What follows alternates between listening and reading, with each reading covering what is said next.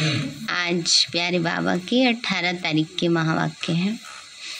बाबा बोले, मीठे बच्चे, श्रीमत कहती है पढ़ाई पर पूरा पूरा ध्यान दो। पढ़ेंगे लिखेंगे तो बनेंगे नवाब, अर्थात दिल तख्त नशीन बन जाएंगे। मीठे बच्चे, श्रीमत कहती है पढ़ाई पर पूरा पूरा ध्यान दो। पढ़ेंगे लिखेंगे तो बनेंगे नवाब, अर्थात दिल तख्त नशीन बन जाएंगे। प्रश्न है, सर्विस की वृद्धि न होने का कारण क्या है? बाबा बोले, अगर सर्विस करने वाले बच्चों में देहाभिमान आ जाता है, थोड़ी भी सर्विस की और नशा चढ़ गया कि मैंने फलाने को ज्ञान दिया, तो सर्विस वृद्धि को नहीं पा सकेगी ना, क्योंकि ज्ञान कौन दे रहा है, किसका है? बाबा का है। बाबा उस आत्मा को टच करता है। कई कहते हैं हमने ने ज्ञान में चलाया। कितनी अतिशोक्ति हो जाती है। पहले खुद तो अच्छे से चल लो। कौन किसको चलाता है? सबको बाबा चलाते हैं। कभी भी इतने बड़े बोल नहीं बोलने चाहिए, अहंकार वश बोल हैं। तो बाबा कहते हैं बच्चे यह भूल जाते हैं कि इनको बाबा ने टच किया है।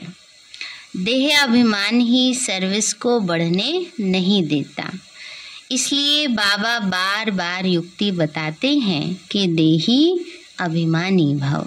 गीत है, हमें उन राहों पर चलना है। हाँ, गीत तो यही है, लेकिन बाबा कहते हैं बच्चे संभल संभल कर चलना है। ओम शांति। एक है सदैव परमधाम में रहने वाला ऊंचे ते ऊंचा बाप। उस शिव बाबा के नीचे विष्णु का चित्र है। अभी तुम जानते हो कि हमको शिव बाबा विष्णुपुरी का मालिक बना रहे हैं। विष्णु अर्थात लक्ष्मी नारायण, इन दो का कंबाइंड रूप है विष्णु। यह हमारा एम ऑब्जेक्ट है, किसी को भी समझाने के लिए। बुद्धि में रहना चाहिए कि बाबा है निराकार, फिर हमको कैसे पढ़ाएं? इसीलिए ब्रह्मा का चित्र दिखाया है ना। शिव बाबा निराकार है, लेकिन पढ़ाएं कैसे? इसलिए ब्रह्मा है, ब्रह्मा तन में आकर पढ़ाते हैं। बाबा हमको ब्रह्मा द्वारा विष्णुपुरी का मालिक बना रहे हैं। तुमको ये सर्टेन भी है, निश्चय भी है ना, सबको निश्चय। फिर भूल जाते हो कि हम स्टूडेंट हैं, हमको शिव बाबा पढ़ा रहे हैं, भारत को ही विष्णुपुरी बना रहे हैं। अगर यह बुद्धि में रहे तो कितनी खुशी होनी चाहिए। यह त्रिमूर्ति का चित्र कितना नामी ग्रामी है। त्रिमूर्ति में वो लोग ब्रह्मा विष्णु शंकर को दिखाते हैं, परंतु शिव को भूल गए हैं। कितनी भारी भूल है। बाबा ने का त्रिमूर्ति माना, ब्रह्मा विष्णु शंकर समझ लेते हैं, पर उनका रचयिता परमात्मा शिव है, ये बात भूल जाते हैं। अभी तुम बच्चे जानते हो शिव बाबा हमको विष्णुपुरी का मालिक बना रहे हैं और आए हुए हैं। इनके बहुत जन्मों के अंत के जन्म के भी अंत में आकर प्रवेश करते हैं। बाबा आते ही भारत में हैं और भारत को ही विश्व का मालिक बनाते हैं। तो तुम बच्चों को यह निश्चय है कि हर 5000 वर्ष के बाद संगम युग में ही आते हैं। तुम बच्चे यहाँ आए हो राजाई लेने के लिए, अर्थात स्वर्ग का मालिक बनने के लिए। यह तो तुम बच्चों को मालूम है कि भारत में सिर्फ एक ही धर्म था। उस समय और कोई धर्म नहीं था, तो कितना नशा चढ़ना चाहिए और दैवी गुण भी धारण करने चाहिए। अगर बाप देखते हैं बच्चे दैवी गुण धारण नहीं करते हैं, तो कहेंगे ना, ये शब्द वैसे मैं कभी बोलती नहीं हूँ, लेकिन आज बाबा ने बड़े शब्द बोले हैं, कड़े शब्द बोले हैं। यह तो कोई कमबख्त है, पढ़ते नहीं तो मानो अपने पैर पर कुल्हाड़ा मारते हैं। बाप कितना सहज समझाते हैं।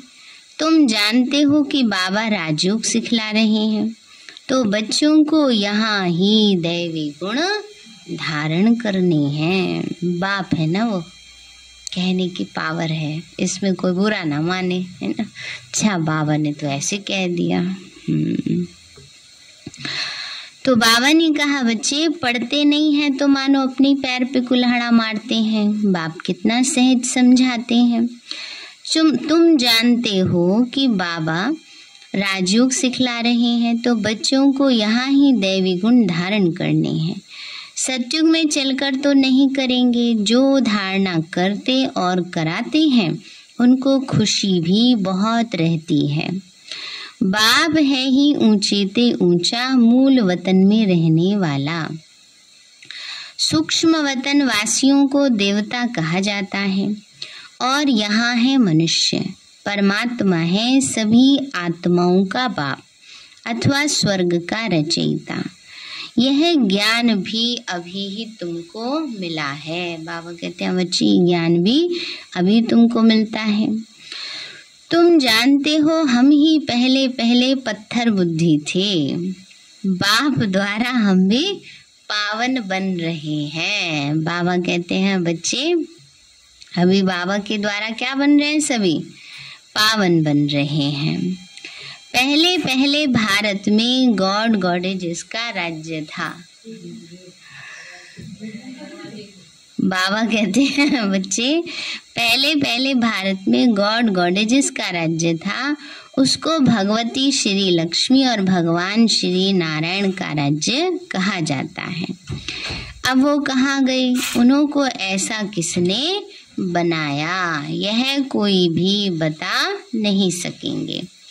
यह बातें किसी के भी ख्याल में नहीं आएंगी। बाबा ऐसे बोल रहे हैं, ये बातें आएंगी किसी के ख्याल में नहीं आएंगी। तुम जानते हो इस साकार सृष्टि में ही उनका राज्य था। अभी भी वह भिन्न नाम रूप से यहाँ है। ये सब बातें जानने से बच्चों को बहुत खुशी होनी चाहिए कि बाबा हमको पढ़ाकर ऐसा बना रहे हैं। नंबर 1 हीरो हीरोइन ये है।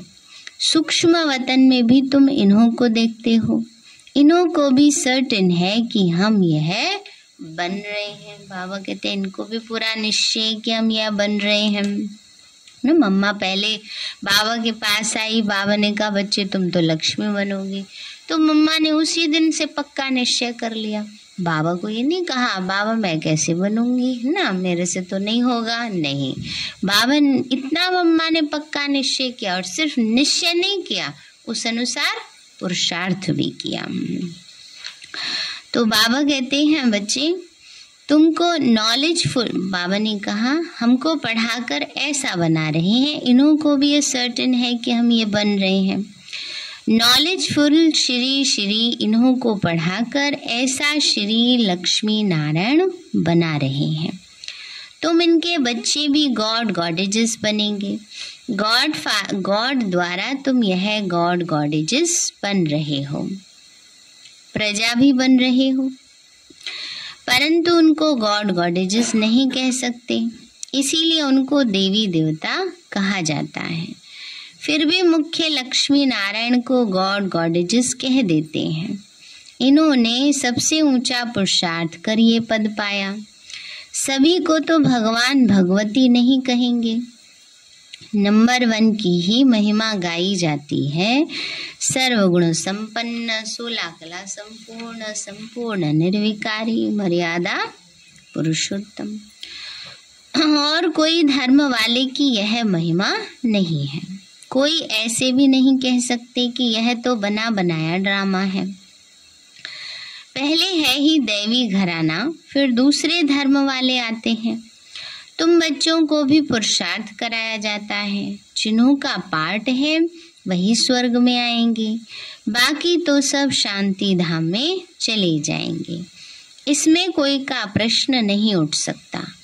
अब मांगते भी हैं कि हमको शांति मिले, स्वर्ग को तो वह जानते ही नहीं, तो बाबा उन्हों की आश पूर्ण कर देते हैं। उनको शांति में बिठा देते हैं ना। बाबा ने कहा वो स्वर्ग में तो आ नहीं सकते फिर। और भारतवासी स्वर्ग को याद करते, परंतु ये नहीं जानते कि स्वर्ग में लक्ष्मी नारायण का राज्य था। अब तुम्हारी बुद्धि में है कि हमको भगवान पढ़ा रहे हैं, भगवान भगवती बनाने के लिए। फॉरेन वाले तो शांति धाम को स्वर्ग समझते हैं गॉड फादर वहाँ रहते हैं। तुम जानते हो हेवन अलग है और शांति धाम अलग है। स्वर्ग तो यहाँ ही है ना, यहाँ ही होगा। सतयुग है तो स्वर्ग है, अभी कलयुग है, कलयुग अंत है तो नरक है। लेकिन शांति धाम तो इन पांचों तत्वों से पार उस शांति की दुनिया को कहते हैं। वो दोनों को एक ही कर देते हैं। बाबा कहते हैं बच्चे तुम ही हेवन में आते हो, पहले शांति धाम, फिर सुख धाम, फिर दुख धाम, फिर शांति धाम में जाना है। यह तो खेल बना हुआ है। सब आत्माएं सतयुग में आए यह तो हो ही नहीं सकता।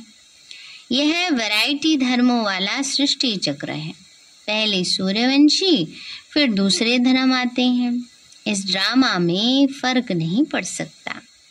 वही हिस्ट्री ज्योग्राफी फिर रिपीट होती है, परंतु कैसे रिपीट होती है यह आकर जानना चाहिए।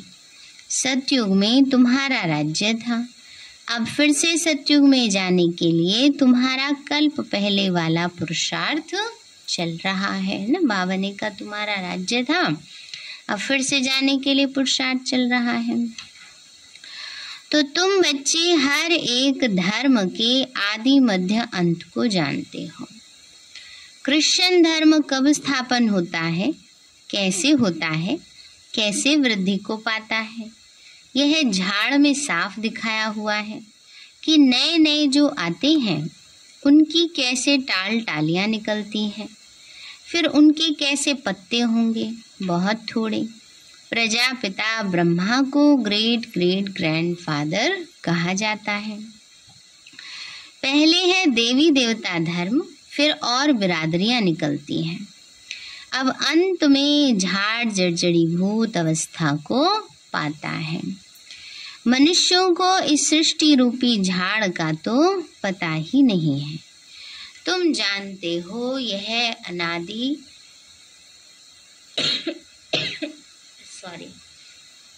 अविनाशी ड्रामा है। इसमें एक सेकंड का भी फर्क नहीं पड़ सकता। इस झाड़ की आयु भी एक्यूरेट है। तो यह मनुष्य सृष्टि रूपी बेहद का नाटक है। यहाँ हम आते हैं पाठ बजाने, यह ज्ञान बाबा ही समझाते हैं। यह शास्त्र सब भक्ति मार्ग के हैं। आधा कल्प भक्ति मार्ग चलता है, उसमें एक सेकंड भी फर्क नहीं पड़ सकता है। इस ज्ञान की प्रारब्ध भी एक्यूरेट चलती है। जिसने जो पार्ट बजाया वह ही बजाएंगे। बाबा ने कहा इस ज्ञान की प्रारब्ध भी एक्यूरेट है। जब जो आत्मा आएगी, जब जिसका पार्ट फिक्स है तभी आनी है। अब तुम्हारी बुद्धि बेहद की हो गई है। औरों की बुद्धि को भी बेहद में लाना, ये तो तुम ये बाबा ने कहा औरों की बुद्धि को भी बेहद में लाना है, तब ही तुम बेहद विश्व के मालिक बनते हो। निराकारी दुनिया में है निराकारी बाप, और निराकारी आत्माएं सब बच्चे हैं। सूक्ष्म वतन का पार्ट तो बहुत थोड़े समय का है। अब इस साकारी दुनिया में सबसे नंबर 1 सुप्रीम कौन है? कौन है सबसे नंबर 1 सुप्रीम? और दुनिया में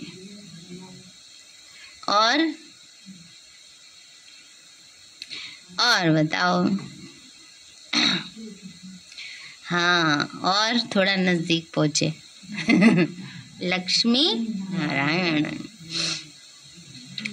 तो बाबा कहते हैं बच्चे सबसे नंबर 1 सुप्रीम कौन है? लक्ष्मी नारायण। सुप्रीम बाप ही सुप्रीम धर्म की स्थापना करते हैं, और कोई भी धर्म को तुम सुप्रीम नहीं कह सकते हो।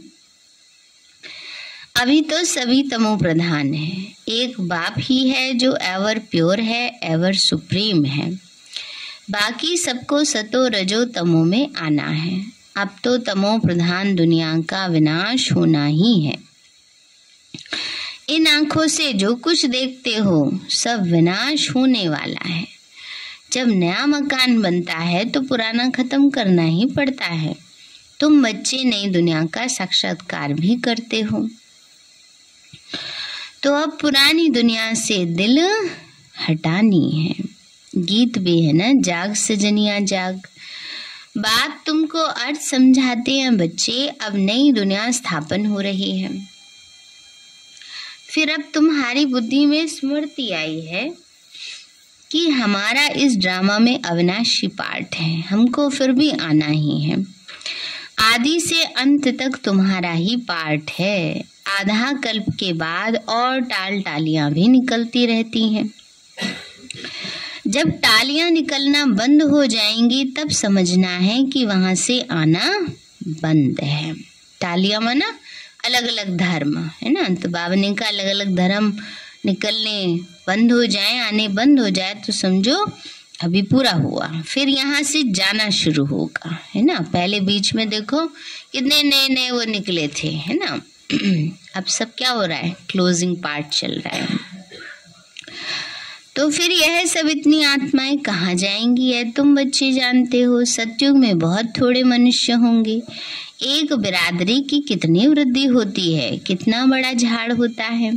अभी सभी तमो प्रधान मनुष्यों का नाटक है अथवा कांटों का जंगल है।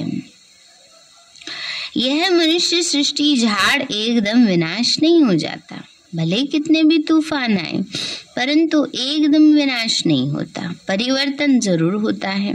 अब तुम बच्चे कांटों से फूल बन रहे हो। कैसे बन रहे हैं और पता कैसे चलेगा हम कितने फूल बने हैं? संस्कार परिवर्तन से।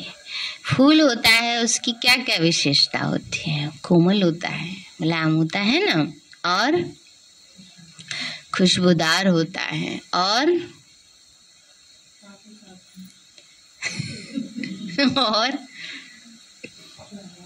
है प्यारा होता है, आकर्षण करता है। और क्या होती है, जो ओरिजिनल गुलाब होता है ना, उसको ऐसे घुमाओ, उसके सारे पत्ते झड़ जाते हैं, बीच में बीज रह जाता है ना। तो बाबा कहते हैं जो जितना फूल बना है तो उसके स्वभाव संस्कार बहुत इजीली मोल्ड हो जाने वाले होंगे, सॉफ्ट होंगे। जिद करना, सिद्ध करना, आलस, अलबेलापन, चिड़चिड़ापन, ये सब पुराने संस्कार नहीं होंगे, इजी नेचर हो जाएगी, है ना। और सारे किनार चारों तरफ के किनारों से, हद के सहारों से बुद्धि हटी हुई होगी। जैसे हलवा पक जाता है, किनारे छोड़ देता है, ऐसी जो आत्मा ज्ञान योग में चिपक जाती है ना, तो कोई भी किनारे के किसी भी सहारे का, हद के सहारे का वो आधार लेकर नहीं चलती है ना। और प्रभाव मुक्त आकर्षण, जब आत्मा में रूहानियत आती है ना, उसके वाइब्रेशन पावरफुल हो जाते हैं, तो अपने आप ही सबको रूहानियत का, अच्छाई का आकर्षण होगा। एक आकर्षण में दैहिक आकर्षण भी होता है, वो नहीं, रूहानियत का आकर्षण। तो बाबा कहते हैं अब तुम बच्चे कांटों से फूल बन रहे हो, ये बात भी जब धंधे धोरी में जाते हो तो भूल जाते हैं। जिनको धारणा होती है वो तो सारा दिन विचार सागर मंथन करते रहते हैं, कैसे हम सर्विस करें अथवा कांटों को फूल बनाएं।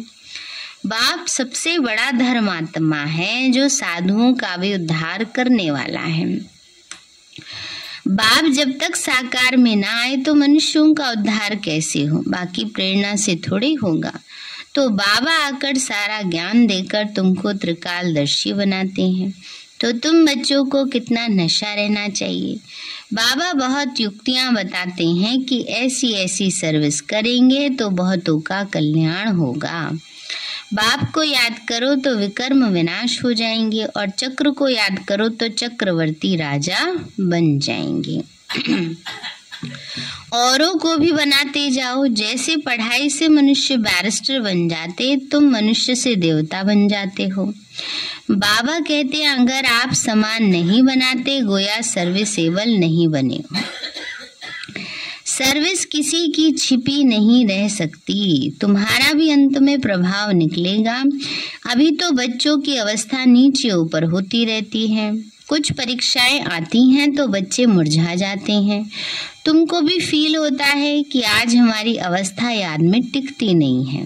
दशाएं तो बदलती रहती हैं, रोजाना तो एक जैसा योग लगेगा नहीं, होता भी नहीं है। लेकिन हाँ, उसमें ये भी नहीं कि ये सोच लेना चाहिए आज तो हमारा योग नहीं लग रहा तो योग न लगाएं, ऐसा भी नहीं है ना। पुरुषार्थ, अपना अभ्यास कभी भी छोड़ना नहीं चाहिए। रखे रखे लोहे की चीजों में बिना यूज करे जंग लग जाता है, तो सोचो अगर बुद्धि को ऐसे ही छोड़ दिया बिना अभ्यास के तो विकारों का जंग नहीं लग जाएगा उसमें। तो बाबा ने कहा बच्चे, बृहस्पति की दशा उतरती है तो एकदम नीचे गिरा देती है। बीमारी भी कर्म भोग है जो सर्विस नहीं कर सकते। अभूल तो अंत में ही बनेंगे, परंतु सदैव ये नशा रहना चाहिए कि हमको परमपिता परमात्मा पढ़ा रहे हैं, भगवान भगवती बनाने के लिए। अभी अगर फेल हुए तो कल्प कल्पांतर तुम्हारा ऐसा पाठ हो जाएगा। बाबा ने कहा ये ना सोचो कोई बात नहीं बाबा ना, अगली बार पुरुषार्थ कर लेंगे, नहीं फिर तो वही फिक्स हो जाएगा। तो अगर अभी फेल हुए तो फिर पास थोड़े हो पाएंगे। बाबा भी साक्षी होकर देख रहे हैं और अपने को भी देखना है कि हम क्या सर्विस करते हैं। कभी कभी माया बच्चों को थप्पड़ कभी कभी लगाती है कि लगाती रहती है आए दिन ऐसा तो नहीं है। सबसे बड़ा थप्पड़ होता है अलवेलेपन का। अच्छा कर लेंगे ना, ये क्या है, ये तो माया का थप्पड़ ही है। कर लेंगे, सारे काम कर लेंगे, बस एक पुरुषार्थ में क्या सोचेंगे, अच्छा बाद में कर लेंगे तो ये है माया का थप्पड़। श्रीमत पर ना चलने के कारण माया मार मार के मुर्दा बना देती है। बाबा कहते हैं सर्विस ही नहीं कर पाते, नहीं तो देख भी रहे हो कि माताएं कितनी सर्विस करती हैं। कोई कोई तो देह अभिमान में आकर कहते हैं कि हमने इनको ज्ञान दिया है। यह भूल जाते हैं कि बाबा ने इनको टच किया बच्चों का नाम बाला करने के लिए ना। अरे तुमको भी तो किसी ने दिया ही होगा जो ये कह रहे हो ना। और बड़ी बात कि हमने इनको ज्ञान में चलाया है बाबा सबको चला रहा है, कौन किसको चला रहा है तो बाबा कहते हैं बच्चे देहाभिमान के कारण होने के कारण सर्विस होनी चाहिए, वो नहीं हो पाती है। फिर कहते हैं बाबा ये भूल हो गई। बाबा ने समझाया बड़े आदमियों को बहुत युक्ति से समझाना है, उन्हों से ही आवाज निकलेगा और वाह वाह होगी, परंतु बच्चों को अर्जुन योग की पावर भरनी है। अब बाबा आकर पुरुषार्थ करवाते हैं, फिर भी तकदीर में नहीं है तो श्रीमत पर चलते ही नहीं। पढ़ेंगे लिखेंगे तो बनेंगे नवाब और खेलेंगे कूदेंगे तो है। कहते हैं आजकल तो दीदी खेलने कूदने वाले भी पोस्ट मिल जाती है वो मिट्टी में खेलना कूदना, दे अभिमान की मिट्टी में माया के साथ खेलना कूदने वाले वो खराब हो जाते हैं। तो बाबा कहते हैं बच्चे बाबा के दिल पर चढ़ेंगे। देखो सब बच्चे बाबा को बुलाते हैं क्यों, वह बाप भी बच्चों के दिल पर चढ़ा हुआ है। बाप ने सर्विस कर बच्चों को कितना गुलगुल बना दिया। सर्विस करना तो फर्ज है। मैगजीन में लिख सकते हो फलाना मरा, नथिंग न्यू। इस ड्रामा के राज को ब्राह्मण समझ सकते हैं शूद्र तो कुछ भी नहीं समझेंगे। शूद्र का भाव है दुनिया वाले, है ना। जब हम ज्ञान लेते हैं तो हम ब्राह्मण हैं और बाकी शूद्र वर्ण में आएंगे क्योंकि मनुष्य के कर्म पतित हैं। उनको तो संशय आता रहेगा, लेकिन किसी को कहना नहीं चाहिए कि तुम शूद्र वर्ण के हो। ये तो बाबा हम बच्चों को बात समझाते हैं, है ना।